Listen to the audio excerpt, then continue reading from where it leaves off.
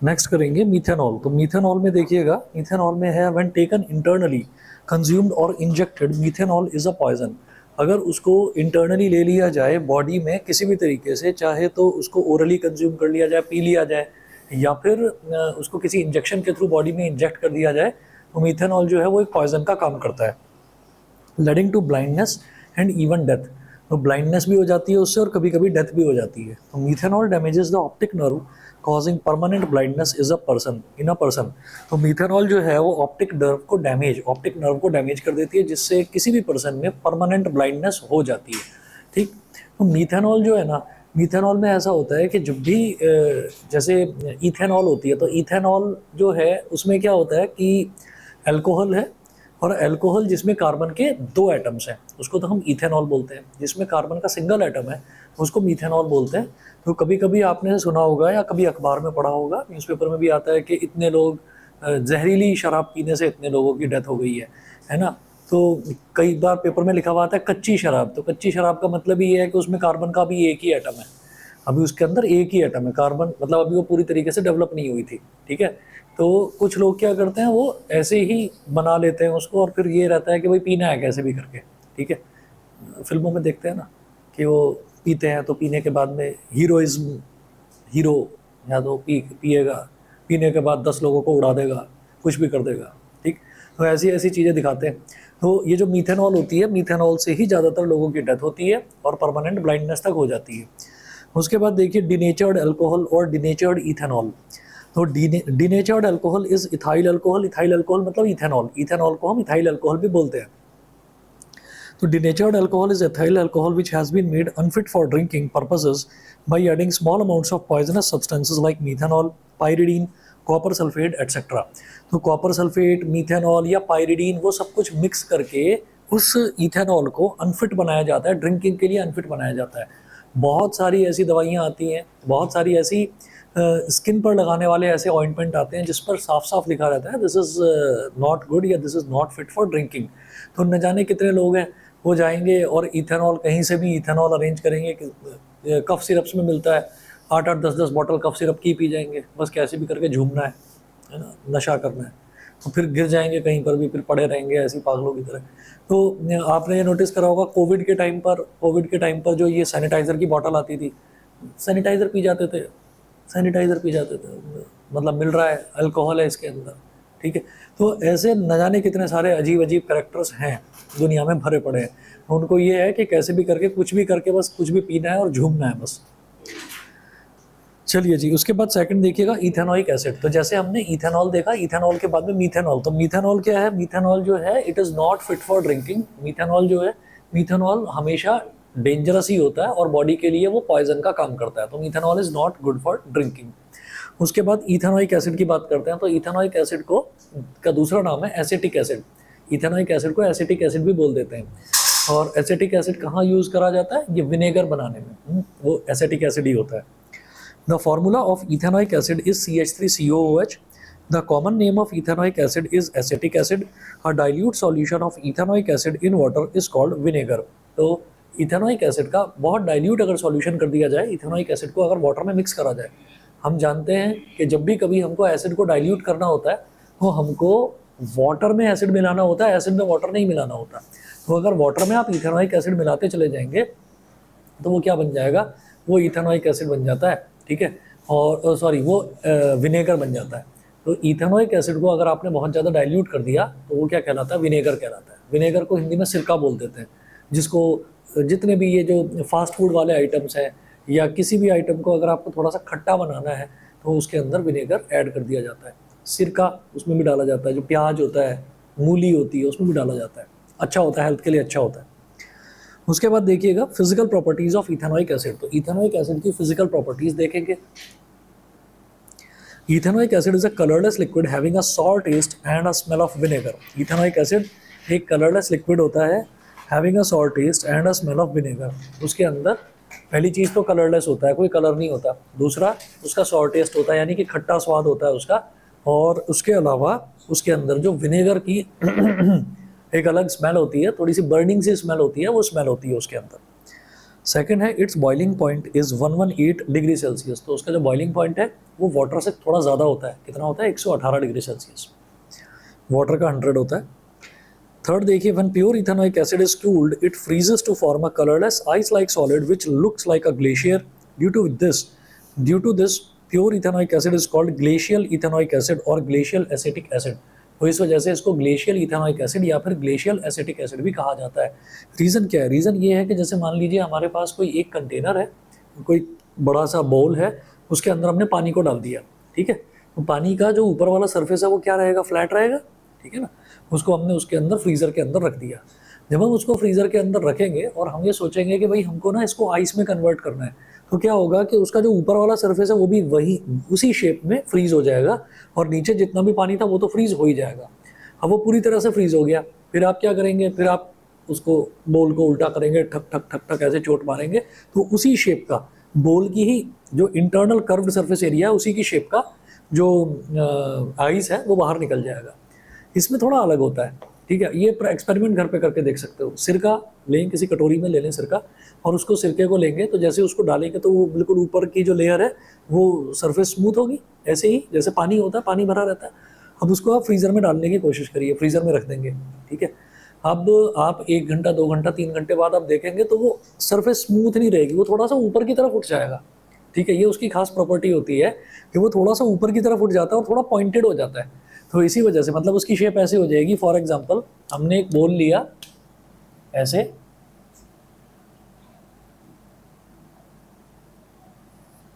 और इसके अंदर हमने पूरा यहाँ तक सरफेस तक हमने एसिटिक एसिड या इथेनॉइक एसिड को भर दिया। जब उसको फ्रीज करेंगे ना, फ्रीज करने के बाद हम देखेंगे उसकी शेप ऐसे हो जाती है, ऐसे ऊपर की तरफ उठ जाता है, थोड़ा सा पॉइंटेड हो जाता है। तो पॉइंटेड हो जाता है तो it looks like a glacier. Glacier ऐसे ही होते हैं, ऊपर की तरफ पॉइंटेड और नीचे ऐसे पानी बहता रहता है उसमें से, है ना। तो वो ग्लेशियल, इसीलिए इसको ग्लेशियल इथेनॉइक एसिड या फिर ग्लेशियल एसिटिक एसिड भी कहा जाता है। खास प्रॉपर्टी है इसकी, ठीक है, कि फ्रीज होते टाइम ऊपर की तरफ पॉइंटेड हो जाता है, ये ऐसा होता है। Ethanoic acid is miscible with water in all proportions. तो ये सब इथेनॉइक एसिड का क्या है कि वाटर के साथ, ये भी इथेनॉल की तरह, इथेनॉल की भी ये फिजिकल प्रॉपर्टी थी कि वो वाटर के साथ हर एक प्रोपोर्शन में पूरी तरीके से मिक्स हो जाता है, मिसिबल होता है। उसके बाद नेक्स्ट देखेंगे chemical properties of ethanoic acid. तो केमिकल प्रॉपर्टीज जो है, पहली केमिकल प्रॉपर्टी है एक्शन ऑन लिटमस। तो हम इथेनॉइक एसिड की जब बात करेंगे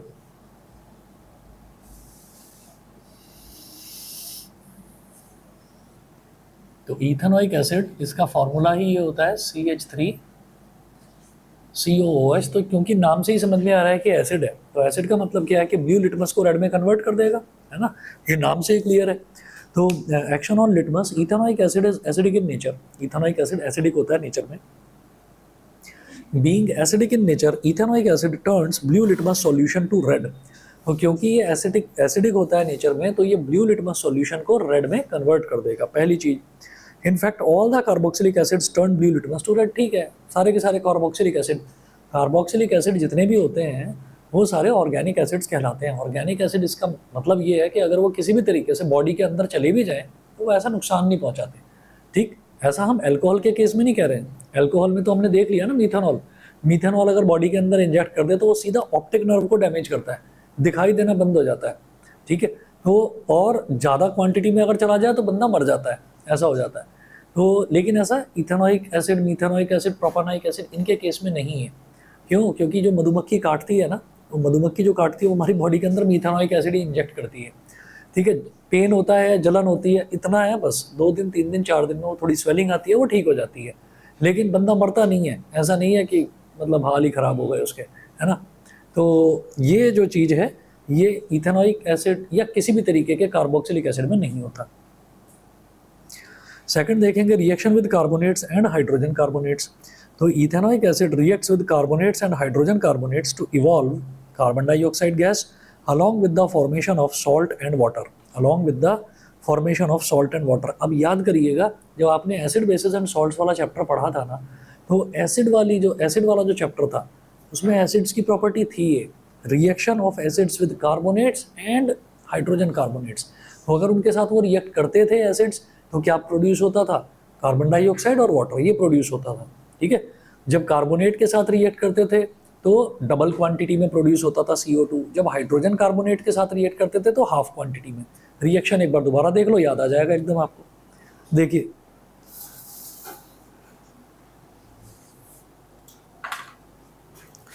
reaction with carbonates and hydrogen carbonates.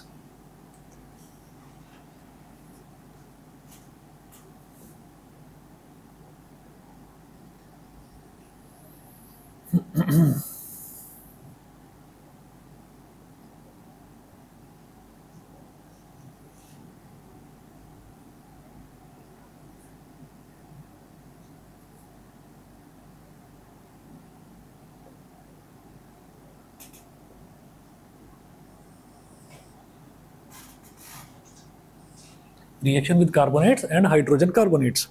तो सबसे पहले हम बात करेंगे कार्बोनेट्स की, बात करेंगे कि कार्बोनेट्स के साथ अगर रिएक्शन हो रहा है तो क्या होगा। तो इसमें एग्जांपल ले लेते हैं सोडियम कार्बोनेट। ठीक है, सोडियम कार्बोनेट, अब याद करें कि वहाँ पर जब हम एसिड बेसिस एंड सॉल्ट्स की, जो एसिड वाले चैप्टर में प्रॉपर्टीज कर रहे थे ना, तो वहाँ पर भी हमने कार्बोनेट की बात करी थी, तो सोडियम कार्बोनेट की बात करी थी। क्यों? क्योंकि जो सोडियम हाइड्रोजन कार्बोनेट है बड़ा ईजिली अवेलेबल है। क्या कहते हैं उसको? सोडियम हाइड्रोजन कार्बोनेट को, बेकिंग सोडा, वो बड़ा इजीली अवेलेबल है, घरों में मिल जाता है। अच्छा, तो यहाँ पर देखें, ethanoic acid reacts with sodium carbonate to form sodium ethanoate and carbon dioxide gas with brisk effervescence. ये खास प्रॉपर्टी होती है कार्बन डाइऑक्साइड की। दो प्रॉपर्टीज होती हैं। कार्बन डाइऑक्साइड गैस अगर कहीं भी प्रोड्यूस हो रही है तो एक चीज़ तो ये कही जाती है उसके बारे में कि it turns lime water milky, पहली चीज़ तो ये। और दूसरी ये कही जाती है कि carbon dioxide gets produced with brisk effervescence. Effervescence मतलब झाग के साथ। कार्बन डाइऑक्साइड जब प्रोड्यूस होती है तो उसके साथ में झाग निकलता है। और ये आप कहीं भी किसी भी केस में देख सकते हैं। आपके पास अगर कोल्ड ड्रिंक की बॉटल रखी हुई है, बहुत ठंडा कोल्ड ड्रिंक हो रखी है, ठीक है, अब आप उसको खोलेंगे, खोलते ही ऐसे आवाज़ निकलती है। आप दूसरा काम करें, आप बॉटल को थोड़ा शेक करें। बॉटल को शेक करने का मतलब क्या है कि आप वो जो कार्बोनेटेड वाटर है, कार्बोनेटेड वाटर ही होता है कोल्ड ड्रिंक, तो आप उस वाटर के अंदर उसको अच्छे से मिक्सअप कर रहे हैं कार्बन डाइऑक्साइड का। तो कार्बन डाइऑक्साइड जो कि गैस है, जो कि वाटर से लाइटर है, जो कि हल्की है, उसकी प्रॉपर्टी क्या है कि वो ऊपर आना चाहती है। आपने उसको हिलाकर मिक्स कर दिया, फिर आप उसको खोल रहे हैं। खोलते ही फिर देखेंगे कि वो झाग बन बनकर एकदम से डर डर सारा का सारा वो बाहर निकलना शुरू हो जाता है, बॉटल से बाहर गिर जाता है। ठीक है, तो वो बाहर गिर क्यों रहा है? वो बाहर इसीलिए गिर रहा है कि नीचे से जो गैस पार्टिकल्स जो नीचे तक पहुंच गए हैं वो ऊपर आ रहे हैं। और वो ऊपर आ रहे हैं और अपने साथ साथ क्या कर रहे हैं, वो जो स्वीटेंड कार्बोनेटेड वाटर है, कोल्ड ड्रिंक जिसको आप कहते हैं, तो वो जो कोल्ड ड्रिंक है उस कोल्ड ड्रिंक को भी साथ ले लेकर बाहर निकल रहे हैं। उसी को कहते हैं ब्रिस्क। ब्रिस्क मतलब बड़ी तेजी से, और एफरवेसेंस मतलब झाग। तो झाग बन बनकर बाहर निकलती है, कार्बन डाइऑक्साइड की ये प्रॉपर्टी है।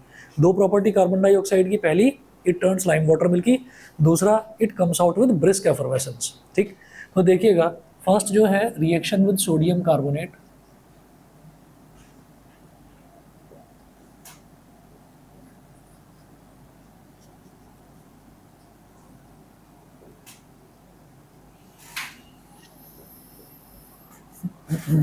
रिएक्शन विद सोडियम कार्बोनेट, तो CH3COOH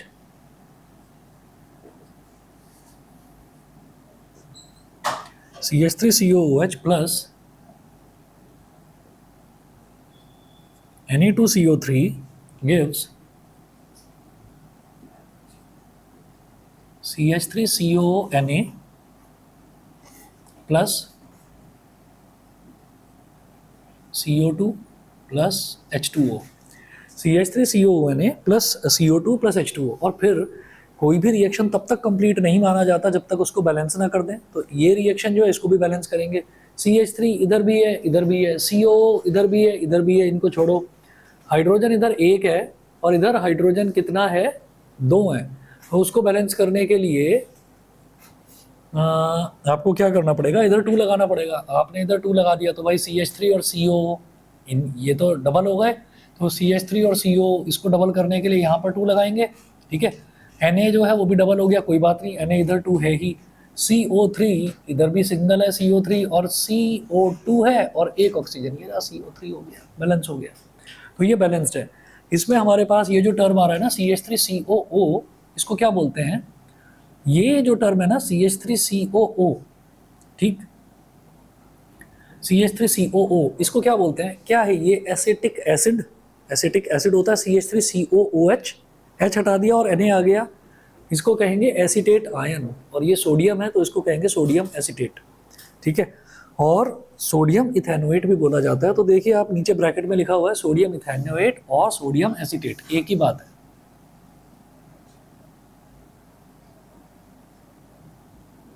सोडियम इथेनोएट और सोडियम एसीटेट, ठीक। उसके बाद दूसरा देखेंगे reaction with sodium hydrogen carbonate, ठीक।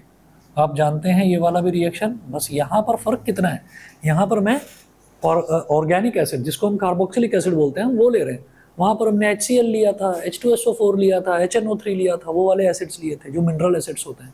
यहाँ पर हम carboxylic acid which can be eaten, इनको खाया जा सकता है, ऑर्गेनिक एसिड से खा सकते हैं हमको, ठीक है। तो सेकंड देखिएगा reaction with sodium hydrogen carbonate, baking soda बोलते हैं इसको।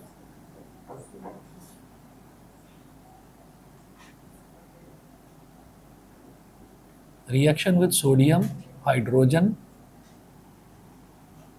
कार्बोनेट,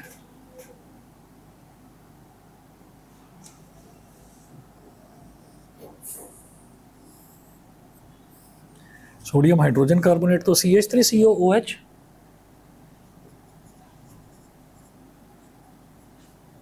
Na2CO3 नहीं है इस बार, NaHCO3 है, बनेगा इस बार भी यही है ना, CH3COONA सोडियम एसीटेट बनेगा plus CO2 plus water,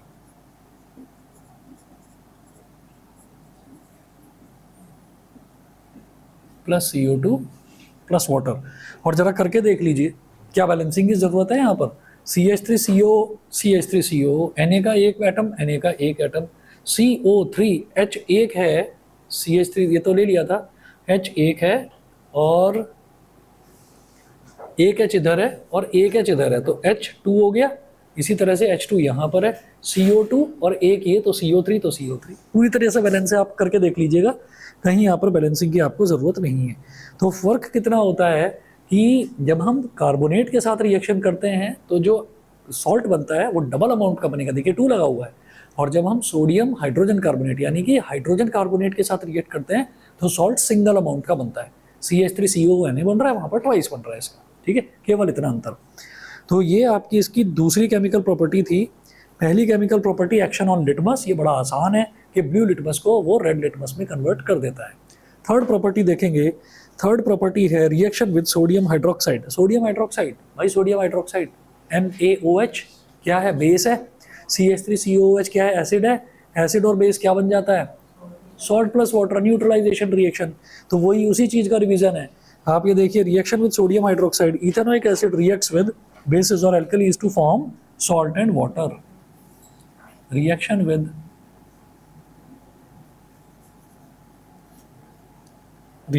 sodium hydroxide,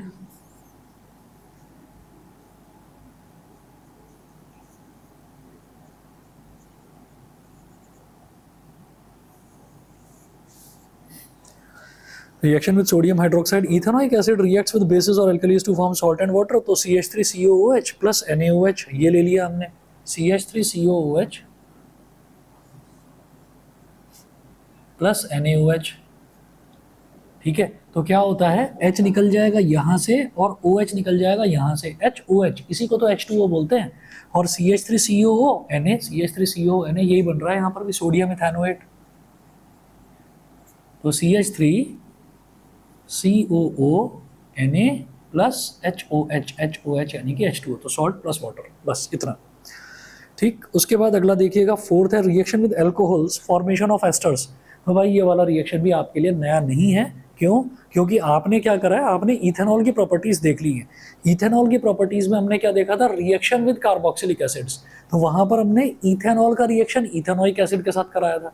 अब हम इथेनोइक एसिड की प्रॉपर्टीज देख रहे हैं, तो अब हम क्या कहेंगे, इथेनोइक एसिड का रिएक्शन इथेनॉल के साथ, तो रिएक्शन तो सेम ही है, A प्लस बी बोलो या B प्लस A बोलो। तो ये तो थर्ड थी property. Fourth property,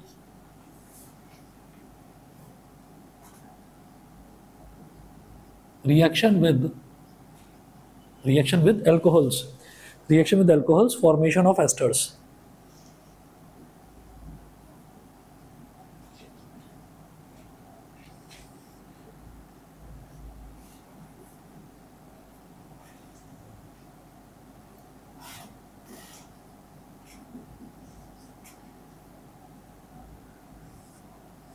formation of esters. अब इसमें देखें, ethanoic acid reacts with alcohols in the presence of a little concentrated sulphuric acid to form asters.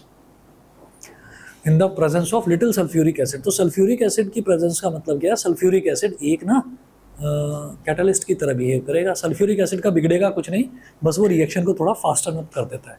ठीक, तो जरा देखिएगा, CH3COOH plus C2H5OH,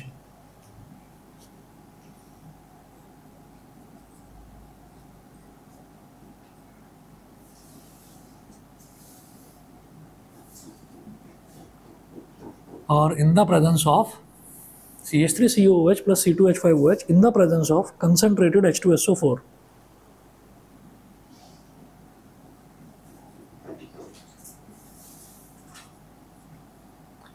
CH3COOH plus C2H5OH in the presence of concentrated H2SO4 क्या बन जाएगा? सोचिएगा भाई, क्या चीज़ है? यहाँ से भी H निकला और यहाँ से OH निकला, तो H और OH जब निकल जाता है तो HOH अलग हो गया, यानी कि H2O बन गया। ये क्या बचेगा? CH3COO C2H5, CH3COO C2H5। मेरे को बताएंगे C2H5 क्या होता है? C2H6 क्या होता है? इथेन होता है। C2H6 जो इथेन है उसमें से हमने एक हाइड्रोजन निकाल दिया, तो क्या बचा? इथाइल बचा, इथाइल बचा। और जो CH3COO है इसको हम क्या बोलते हैं? इसको हम बोलते हैं इथेनोएट। तो this will be called ethyl ethanoate, ethyl ethanoate. ठीक है, और अगला आपको पता ही है, H और OH जब निकलता है तो क्या बनता है? H2O, यानी कि वाटर बन जाता है। तो ये हमारे पास वाटर बन गया, इथाइल इथेनोएट प्लस वाटर। और पता है इसको क्या बोलते हैं? इसी को बोलते हैं एस्टर। एस्टर की खास प्रॉपर्टी होती है, बहुत अच्छी खुशबू होती है इनकी। इनको किस चीज़ में कहाँ पर यूज़ करते हैं? परफ्यूम बनाने में। ठीक है ना, इस रिएक्शन को हम बोलते हैं एस्टरिफिकेशन, कि हम एक एसिड को और एक अल्कोहल को दोनों को मिक्स करके क्या बना रहे हैं? हम एक परफ्यूम बना रहे हैं।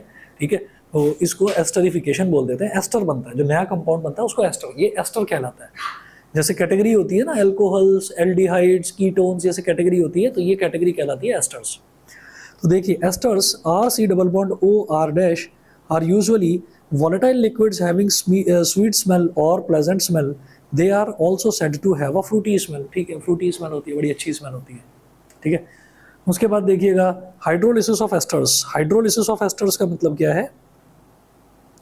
कि आप इनको जो है, one of the most important reactions of esters is that they can be hydrolysed back to the alcohol and carboxylic acid from which they are originally formed.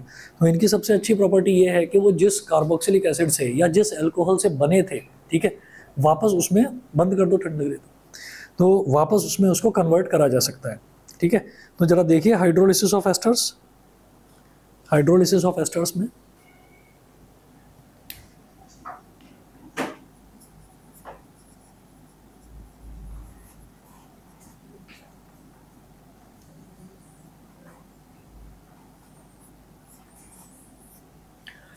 Hydrolysis of asters में हमारे पास जो भी एस्टर आया था, जैसे ester ये बना था CH3COO C2H5, तो CH3COO C2H5, ठीक है, और इसमें आपको NaOH ऐड कर देना है और हीट अप करा देना है। NaOH ऐड करा और NaOH ऐड करके आपने इसको हीट अप कर दिया। हीट अप कर दिया तो क्या बनेगा? CH3COO Na, और ये C2H5 यहाँ से निकल गया और OH यहाँ से निकल गया, Na इधर जुड़ गया, एक्चुअली डबल डिस्प्लेसमेंट की तरह है। तो ये क्या हो जाएगा? C2H5OH। ठीक है, तो ये क्या बन गया हमारे पास? ये तो हमको पता ही है, सोडियम एसीटेट या सोडियम इथेनोएट। और ये क्या बन गया? अल्कोहल। ये वो अल्कोहल बन गया जिस अल्कोहल से ये जो एस्टर है ये बना था। तो हाइड्रोलिसिस ऑफ एस्टर मतलब जिस चीज़ से वो बना था आप वापस उसी चीज़ में उसको कन्वर्ट कर सकते हैं, ये इसकी खास प्रॉपर्टी होती है। फिर इनके जो यूजेस हैं वो देखते हैं। मैं बस 1 मिनट में आ रहा हूँ, 1 मिनट दीजिए।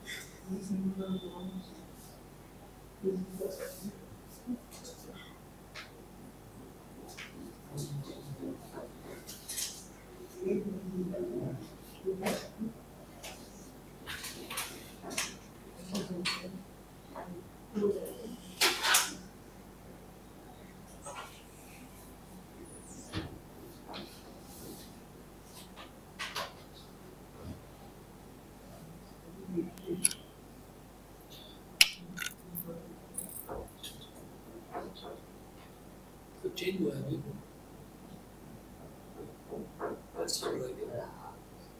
Social distancing.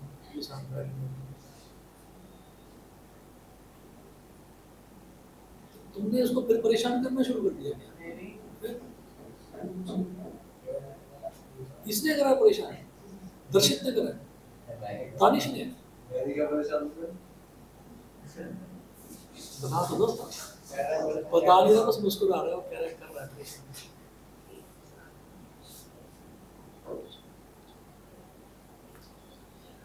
चलिए जी अब जरा देखें uses of ethanoic acid. Uses of ethanoic acid और एसिटिक एसिड, तो पहला है dilute ethanoic acid in the form of vinegar is used as a food preservative in the preparation of pickles and sauces, है ना, तो अचार और ये सॉस वगैरह बनाने में काम आता है।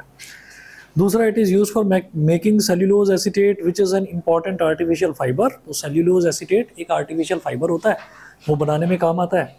तीसरा है it is use in the manufacture of acetone, जिसको ये कॉमन नेम है एसीटोन, वैसे प्रोपेनॉन होता है उसका नाम, propanone and esters used in perfumes में इंडस्ट्री में ये काम आता है। फोर्थ है it is used in the preparation of dyes, plastics and pharmaceuticals, तो डाइज बनाने में, प्लास्टिक्स बनाने में और फार्मास्यूटिकल इंडस्ट्री मतलब ये दवाई वगैरह, ये इस इंडस्ट्री में भी ये इसका इस्तेमाल होता है। उसके बाद है फिफ्थ है, it is used to coagulate rubber from latex. तो लेटेक्स जो है, लेटेक्स में से रबर को निकालने में भी इसका इस्तेमाल होता है। आगे देखेंगे, नेक्स्ट क्वेश्चन है इसमें। क्वेश्चन है, an organic compound capital A is a constituent of wine and beer. तो जैसे ये दिमाग में आ जाए कि an important compound capital A is a constituent of wine and beer, तो वाइन और बियर बनाने में क्या काम आता है? इथेनॉल, है ना। तो C2H5OH, ethanol. This compound on heating with alkaline potassium permanganate forms another compound B which turns red litmus to blue. तो इथेनॉल की प्रॉपर्टीज में हमने देखा था कि एल्कलाइन पोटेशियम परमैंगनेट यानी कि KMnO4, उसकी प्रेजेंस में अगर हीटअप कर दिया जाता है ना इथेनॉल को, तो क्या बनता है? Ethanoic acid. ठीक, साथ साथ इन्होंने एक हिंट भी दिया है, which turns blue litmus to red. तो ब्लू लिटमस को रेड में कौन कन्वर्ट करेगा? एसिड। तो इथेनॉइक एसिड हो गया। Identify the compound A, compound A is ethanol. Write the chemical equation of the reaction that takes place to form compound B, name the compound B. Compound B ethanoic acid, तो इसकी reaction हमने already देख ही रखी है, तो वो मैं बता नहीं रहा हूँ। नेक्स्ट क्वेश्चन देखिएगा। An organic compound capital A has the molecular formula C2H4O2 and is acidic in nature. And is acidic in nature. तो जब ये बता दिया इन्होंने acidic in nature, अब ये बताओ कि ये जो हम कार्बन एंड इट्स कंपाउंड्स वाला चैप्टर कर रहे हैं, इसमें एसिड के नाम पे आपने कौन सा एसिड देखा है? कुछ अलग अलग टाइप के एसिड्स देखे हैं क्या? एसिड के नाम पर कार्बोक्सिलिक एसिड ही तो देखा है, कार्बोक्सिलिक एसिड ही तो देखा है। तो एसिड्स के नाम पर केवल एक टाइप का एसिड जिसमें COOH जुड़ता है, उनको हम कार्बोक्सिलिक एसिड बोल देते हैं। ठीक है, अब अगर मीथेन के साथ बन जाएगा वो, तो मीथेनोइक एसिड, इथेन के साथ बन जाएगा तो इथेनोइक एसिड, प्रोपेन के साथ तो प्रोपेनोइक एसिड। तो इसका मतलब ये है कि भाई COOH जरूर आना जरूरी है। यहाँ पर इन्होंने बोल दिया which is acidic in nature, तो जरा देखो चालाकी क्या दिखाते हैं क्वेश्चंस में। N organic compound A has the molecular formula C2H4O2। तो मॉलिक्यूलर फार्मूला बोल रहे हैं C2H4O2, ये एक्चुअली C2H5OH ही है ना। देखो कैसे है, C2H4O2, तो C2H4O2 ये हो गया। हम ये जानते हैं कि एसिड है, तो एसिड है तो इसमें COOH आएगा, तो अपनी तरफ से लिख दो COOH, यहाँ लिखो और COOH, ये लिख दिया। और COOH, अब क्योंकि कार्बन कितने दिखा रखे हैं इसमें? दो, तो दो कार्बन तो आएंगे, तो इसके अलावा क्या बनेगा फिर? CH3 बनेगा। ठीक है, तो हमने एम ही लिख दिया। हम ये कहेंगे कि हाँ लिख तो दिया, ऐसे ही जरा चेक भी कर लेते हैं ठीक लिखा है गलत। कार्बन देखना कितने? दो, तो C2 हो गया। ठीक है, हाइड्रोजन देखना कितने? चार है ना, तो तीन इधर और एक इधर, तो चार हाइड्रोजन हो गया। और ऑक्सीजन कितने? दो, है ना। तो CH3COOH को C2H4O2 भी लिखा जा सकता है। ये सारे कार्बन के एटम्स एक साथ लिख दिए, हाइड्रोजन के एटम्स एक साथ लिख दिए, ऑक्सीजन के एटम्स एक साथ लिख दिए। समझ गए? ठीक।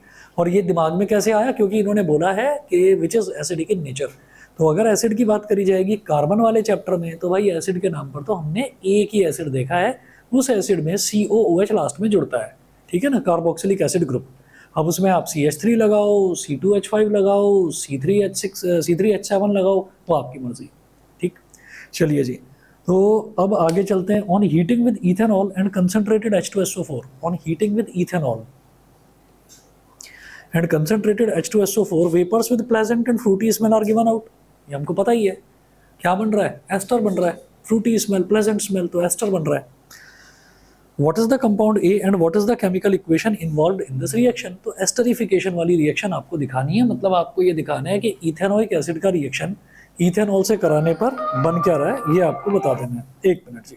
हेलो, हाँ जी, नमस्ते जी, मुझे 10-15 मिनट दीजिए, मैं कॉल बैक करता हूँ आपको। हाँ जी। अच्छा, इसके बाद देखिएगा,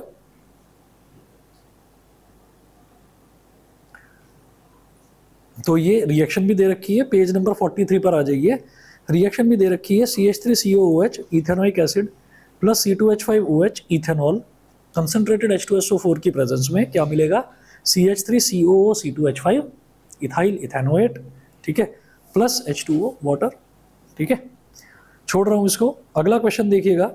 the molecular formula of an ester is C3H7 COO C2H5, C3H7 COO C2H5।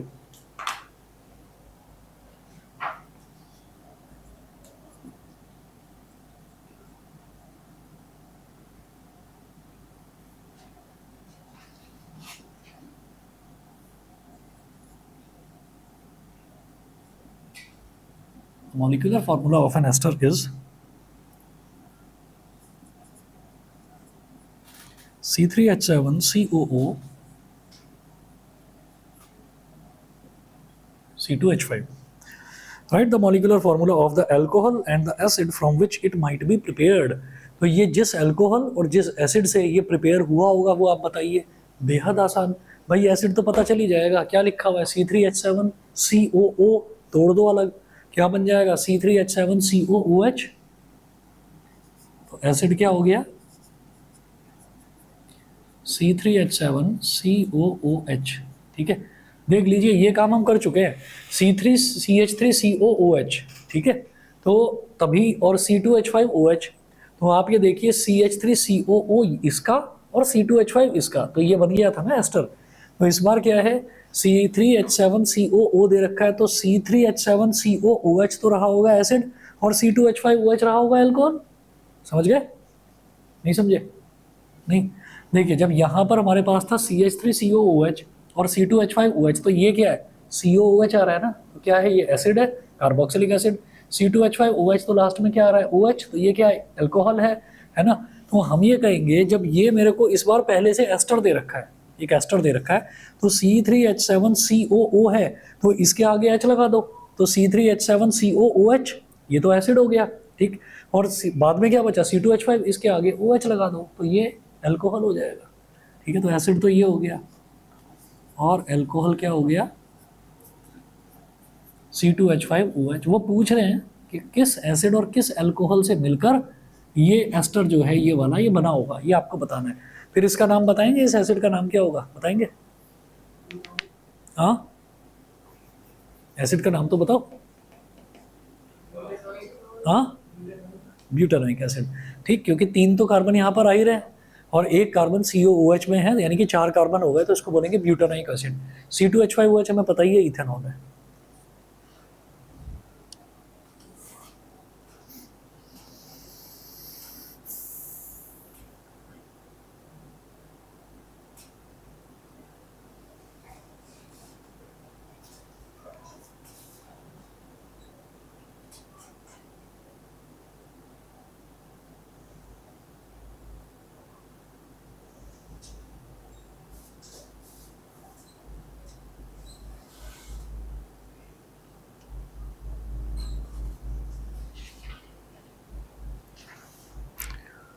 ठीक है जी, तो ये इसमें रिएक्शन भी दे दिया हमने कि एसिड तो हो गया ब्यूटानोइक एसिड और अल्कोहल हो गया इथेनॉल। उसके बाद देखिए क्वेश्चन नंबर 4, पेज नंबर 43 पर बिल्कुल नीचे दे रखा है क्वेश्चन नंबर 4। क्वेश्चन नंबर 4 में देखें, how can ethanol and ethanoic acid be differentiated on the basis of their physical and chemical properties? How can ethanol and ethanoic acid be differentiated on the basis of their physical and chemical properties? तो भाई हमने physical properties दोनों की देखी, ethanol की भी देखी और इथेनोइक एसिड की भी देखी। तो कोई दो फिजिकल प्रॉपर्टीज इथेनोइक एसिड की लिख दो, कोई इथेनॉल की लिख दो। तो देखो जरा, वही उठाकर लिखा हुआ है। फर्स्ट है, ethanol has a pleasant smell whereas ethanoic acid has the smell of vinegar. तो दोनों की स्मेल भी डिफरेंशिएट कर दिया, फिजिकल प्रॉपर्टीज की बात हो रही है। सेकंड है, ethanol has a burning taste whereas ethanoic acid has a sour taste. तो इथेनॉल का जो टेस्ट है वो बर्निंग टेस्ट होता है, और जो इथेनोइक एसिड है उसका जो टेस्ट है वो खट्टा होता है, सॉर टेस्ट होता है। थर्ड देखिएगा, इथेनॉल हैज़ नो एक्शन। अब ये केमिकल प्रॉपर्टीज हो गई कि ethanol has no action on litmus paper whereas ethanoic acid turns blue litmus paper to red. तो इथेनॉल का जो है वो लिटमस पेपर पे कोई एक्शन करता ही नहीं है इथेनॉल, क्योंकि वो अल्कोहल है ना। और जो इथेनोइक एसिड है, it turns blue litmus paper to red. Ethanoic acid blue litmus paper को रेड में कन्वर्ट कर देता है। फोर्थ है, ethanol has no reaction with sodium hydrogen carbonate. Sodium hydrogen carbonate के साथ इथेनॉल कोई रिएक्शन नहीं करता, जबकि ethanoic acid sodium hydrogen carbonate के साथ क्या बनाता है? Sodium ethanoate with brisk effervescence. Carbon dioxide produce होता है विद ब्रिस्क एफर्वेसेंस। समझ गए? ठीक है, तो कोई भी केमिकल प्रॉपर्टीज दो उठाओ वो लिख दो, कोई भी दो फिजिकल प्रॉपर्टीज उठाओ वो लिख दो। बताइए, क्लियर? आज बहुत देर बाद मोबाइल निकला है, आज निकला ही नहीं, बहुत अच्छी बात है। इसमें कुछ प्रॉब्लम हो रही है क्या? अगर ख़राब हो रहा हो तो बता देना, किसी का भी अगर ये ख़राब हो रहा हो ना स्पाइरल, तो बता देना, मेरे पास रखा है, मैं दे दूंगा। अच्छा वही है बस, ठीक है। चलिए जी, उसके बाद अगला देखेंगे, नेक्स्ट टॉपिक है सोप्स एंड डिटर्जेंट्स। तो सोप्स एंड डिटर्जेंट्स वाला जो टॉपिक है, सोप्स एंड डिटर्जेंट्स वाले में तो मैंने नोट्स में दे रखा है, ये थोड़ा सा लिमिटेड दे रखा है, इसमें डिटर्जेंट्स वाला पोर्शन नहीं है ना। तो वो डिटर्जेंट्स वाला पोर्शन मैं आपको ना नोट करवा दूंगा, मैं खुद लिखवा दूंगा यहीं पर, ठीक है। दूसरे बैच में भी ऐसे ही करा था हमने। तो सोप्स एंड डिटर्जेंट्स में देखिए स्टार्ट करते हैं। Any substance which has cleansing action in water is called a detergent. कोई भी सब्सटेंस जिसका वाटर में क्लींजिंग एक्शन होता है, जो साफ कर देता है किसी भी चीज़ को, उसको हम क्या बोलते हैं? डिटर्जेंट बोलते हैं। सोप से शुरुआत करते हैं। A soap is the sodium salt और पोटेशियम सॉल्ट। आपके बैच में हमारा चैप्टर और कौन सा बचा हुआ है साइंस में? कौन सा? उसको छोड़ के और करवाया नहीं था मैंने। एनिमल्स वाला रह रहा है और हेरिडिटी वाला दोबारा करना है, ठीक है, करने। A soap is the sodium salt or potassium salt of a long chain carboxylic acid or fatty acid which has cleansing properties in water। ठीक है, तो दो तरीके के सोप्स होते हैं। पहला सोप है सोडियम स्टीयरेट और दूसरा सोप होता है सोडियम पैल्मिटेट। तो सोडियम स्टीयरेट का आप फॉर्मूला देखें और सोडियम पैल्मिटेट का देखें। और दुनिया में ज़्यादातर जितने भी साबुन है ना, चाहे फिर वो लक्स हो, चाहे फिर वो कोई और साबुन हो, चाहे पतंजलि हो, सभी के अंदर ये सोडियम स्टीयरेट मिलता है, ठीक है। वो ऐड वगैरह में पता नहीं क्या क्या दिखाते हैं, इसके अंदर हल्दी है, इसके अंदर गुलाब है, इसके अंदर बादाम है ना, और फूलों जैसी सुंदरता, ऐसे पता नहीं क्या क्या दिखाते हैं, वो सारे नकली हैं, सब बेकार है, सब में यही मिलता है, ठीक है। सोडियम स्टीयरेट और सोडियम पैल्मिटेट, बिना उसके झाग नहीं बन सकते, ठीक।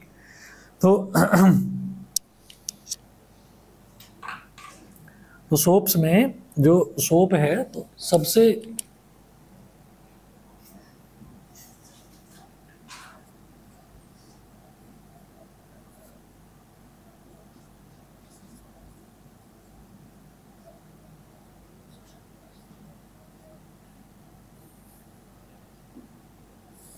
सोडियम स्टीयरेट, तो सोडियम स्टीयरेट में ये रहता है C7H35, C17 सॉरी,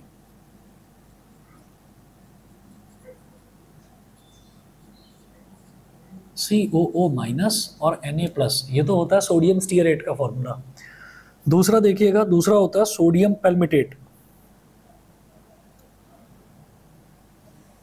और ये बनता किससे है? फ्रॉम स्टीयरेट बोल रहे हैं ना, तो स्टीयरेट ये बनता है स्टीयरिक एसिड से।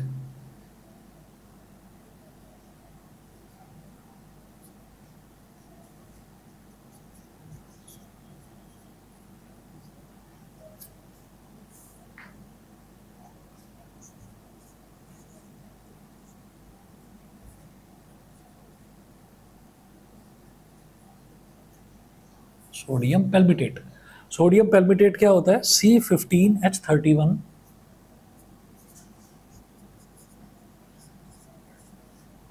CO माइनस Na प्लस, ठीक है, इसको बोलते हैं सोडियम पैल्मिटेट, और ये बनेगा पैल्मिटिक एसिड से।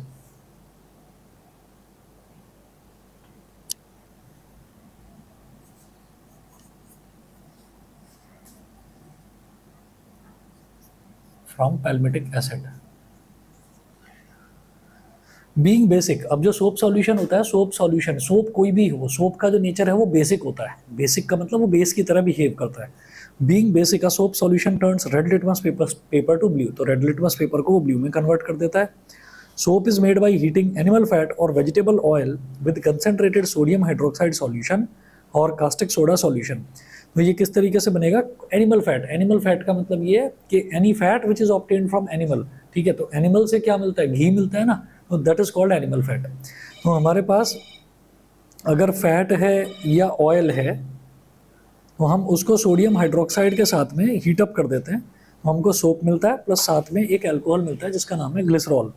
तो फैट और oil plus sodium hydroxide heat up करने पर सोप प्लस ग्लिसरॉल ये मिलता है।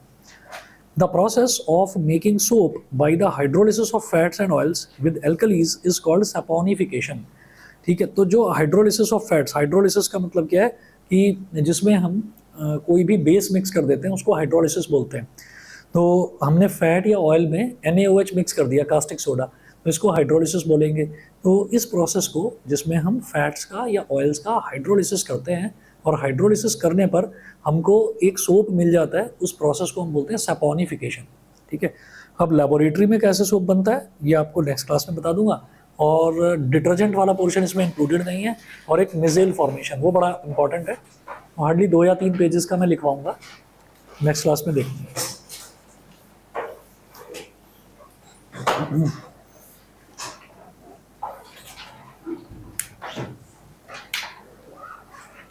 Good evening, good evening, good evening.